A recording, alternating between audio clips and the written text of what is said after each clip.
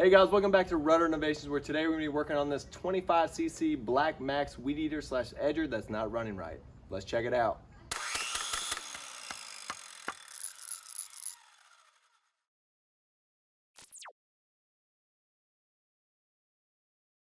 What we were experiencing with our Weed Eater / Edger is that it would run for a few seconds and then die shortly after. This could be a sign of bad fuel or a carburetor that needs to be adjusted, but the fuel's brand new and this carburetor doesn't have any adjustments. We'll start by removing the air filter cover.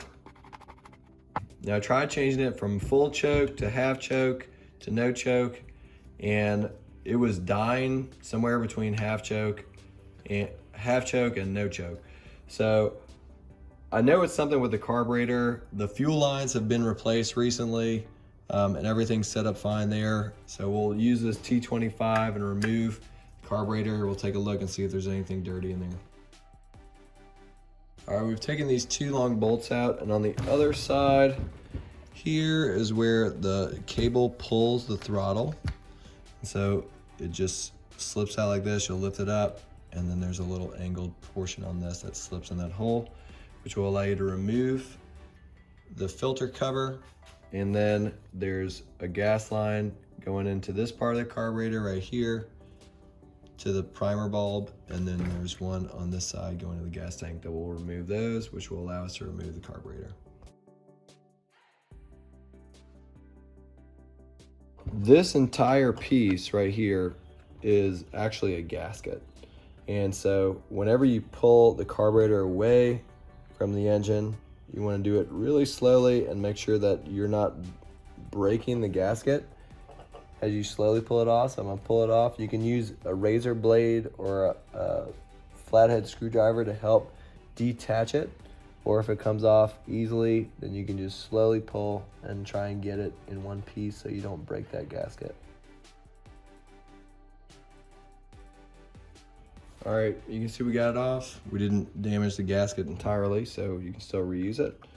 And we'll clean this surface up on the backside, and then we'll take this apart and see how dirty it is. A razor blade's a good tool to remove any remnants of gasket from the carburetor. Just make sure not to leave any gouges. All right, we'll start by removing the bottom of the carburetor by undoing these 4 screws. All right, so we got our 4 screws out of here. Comes off like this with a little diaphragm here. You want to check and make sure that there's no rips or tears in this. And then here is the little fill valve for the fuel. So we'll pull this out and see what it looks like. All right, this little bar right here looks like it presses in this plastic portion. So I'll go ahead and use a screwdriver to just pop that bar up.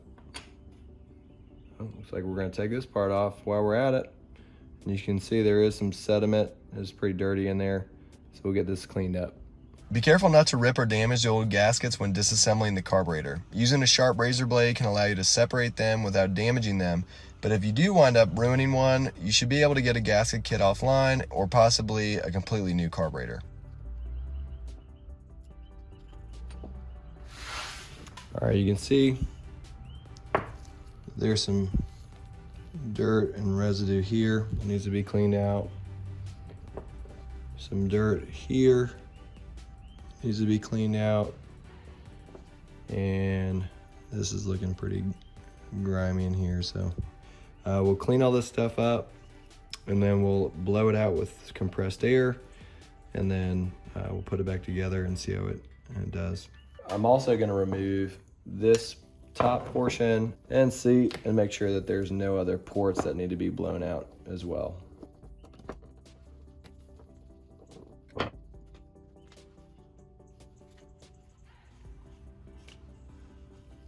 All right, and that looks good. We got it taken out.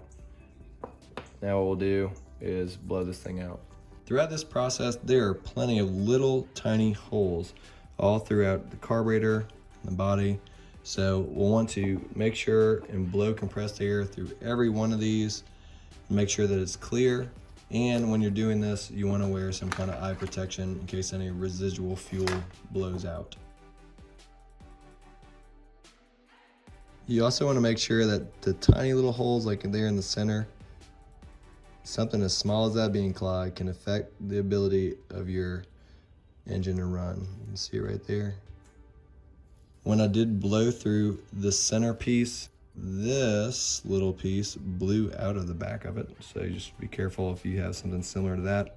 All of these are different, and they all have these little intricacies. So just be careful when you're blowing things through. Make sure you're holding on to the other side, put your finger on there or something to make sure that things don't blow out that shouldn't.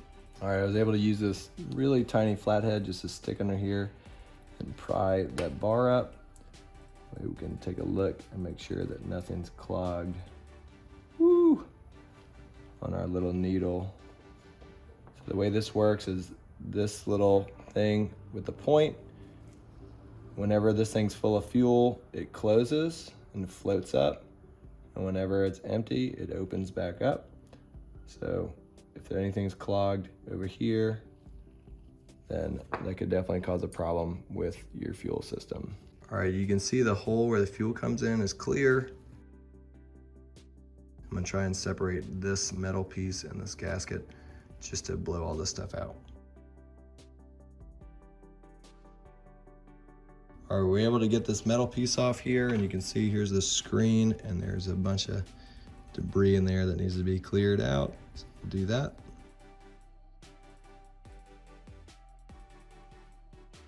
All right, during the process of blowing this little filter and the gunk out of there, the filter flew out.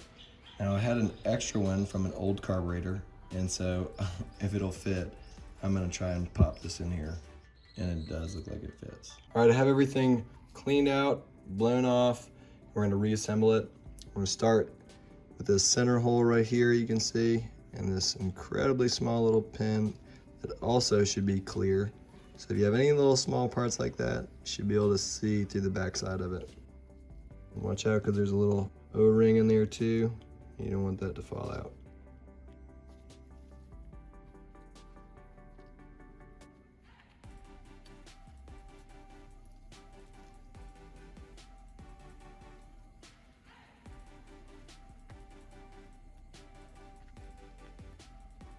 Y'all were gonna let me put that bottom back on there, weren't you? Almost forgot. Before we put the bottom cover on, reassemble a little plunger that lets fuel back in and out. To get this little tiny spring in there. I drop this in there, and I'll line this up. Before I push this down, I'm gonna just even it out and make sure it's centered. And then I can use a screwdriver to push that pin down in there.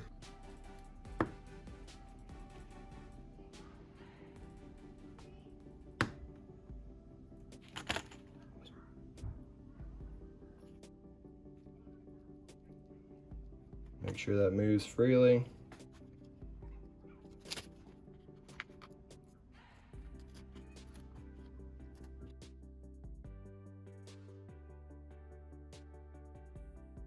Whenever you're putting everything back together, you want to go ahead and connect your throttle up at the top. But so you can see how the fuel lines are run. This is the fuel line that's going to the fuel filter that's sitting at the bottom of my fuel tank. This is going to my primer bulb, and then the primer bulb is going here. And the short stick on the primer bulb is going to my carburetor, and the longer one is going to my gas tank. So I'll go ahead and reconnect this, and then we'll put those bolts back through and connect it to the engine.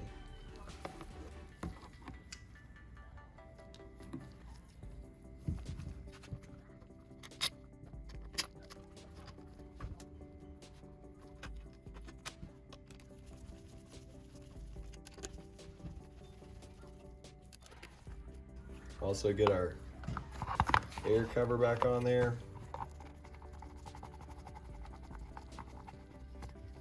All right, now that we have everything put back together, let's test it out.